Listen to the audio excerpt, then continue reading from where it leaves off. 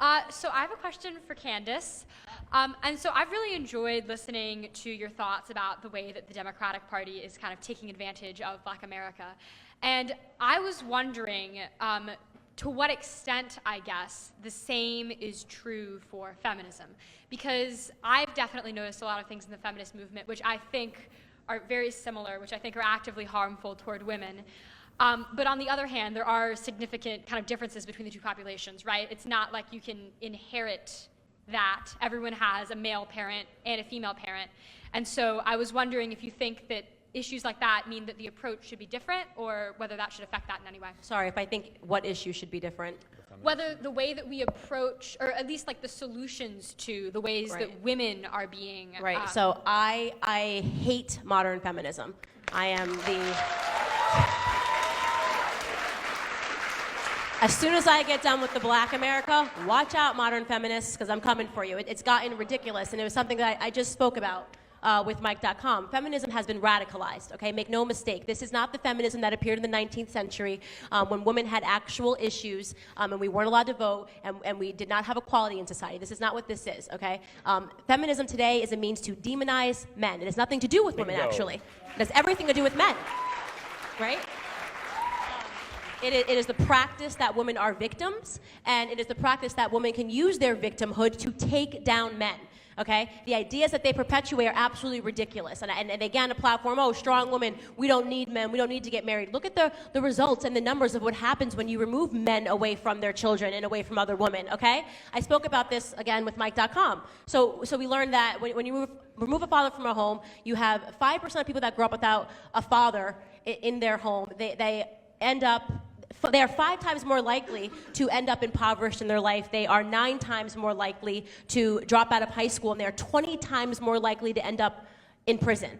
What is this movement that is trying to remove men and demonize them, make it seem like they don't belong in the home and we just need to prevent? Like, my hope is that if we keep preaching these ideas, you know, we actually do need men to reproduce. So if they're gonna continue, right? If they're gonna, this movement can't last. It just can't last because you need men to reproduce. So my question to you would be, my answer to you would be to follow your gut here. There is something extremely wrong with modern feminism and the people that are leading it. And make no question, if the idea is only to attack men, this entire movement is actually about men and not women. Bingo. And I want to... Can I make a point real quick? I'm going to make 3 quick points. First of all, Donald Trump has been an unbelievably great president for empowering women. I mean, a record. First, no, you can laugh. First woman running the CIA, Nikki Haley, who's doing unbelievable at the UN.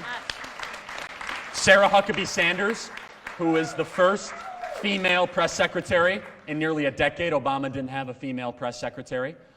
President Obama has more high-ranking women and cabinet officials in positions of any other president in U.S. history, gets 0 to no recognition for it. Women unemployment is at a 40 unemployment rate. All-time low. All-time low. Women entrepreneurship rates are going up. And by the way, modern-day feminism doesn't like to talk about how well women are doing in America right now. Better than men. Much better than men. Much better in every regard. Women are more likely to graduate college.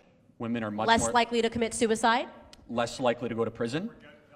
Much more likely to start a business. Less likely to commit suicide. Much less likely to die in an act of combat. Much more likely to die in an act of a crime. Women live a lot longer than men. Their life expectancy is 8 years longer than men.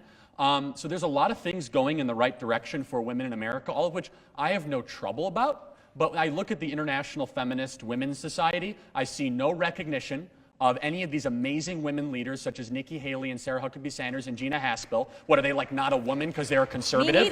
Me neither. Or Candace Owens. They don't consider them to be feminist enough. Number 2, they don't make any sort of the recognition of the strides that women have successfully made over the last 60, 70 years to overcome this victimhood narrative, nor destroy the fake gender wage pay gap, which doesn't exist. Third and finally, you have, did Linda Sarsour speak here yet, or is she going to? She is a complete and total, is what she is. I gotta be really careful about what I say right now. She's despicable. That's the right word. She's a despicable person, because here she is, she claims to be a feminist and stays completely silent on how institutional theocratical Islam is the #1 enemy of women's rights across the world. You look at Saudi Arabia. Look at Saudi Arabia. Right to vote. They just got the right to drive in Saudi Arabia. Women just got the right to drive. And she was celebrating. She was like, yay for Saudi Arabia. See, it's not that bad. Right. Yeah, it's not that bad. We only need 5 men to accompany us when we walk down the street. We might be able to take off our burqa for half a second without getting our head chopped off. Yay! Look at our progress. Like, what are you kidding me? And that's what these modern feminists, that's what they promote. So they take down someone like Candace Owens, they promote someone like Linda Sarsour. It's absolutely disgusting. Make no mistake, modern feminists is about teaching women that they are, in fact, weaker than men. That is exactly what it is. They dress it up in something else. Stay away from it. I'm telling you, it's toxic.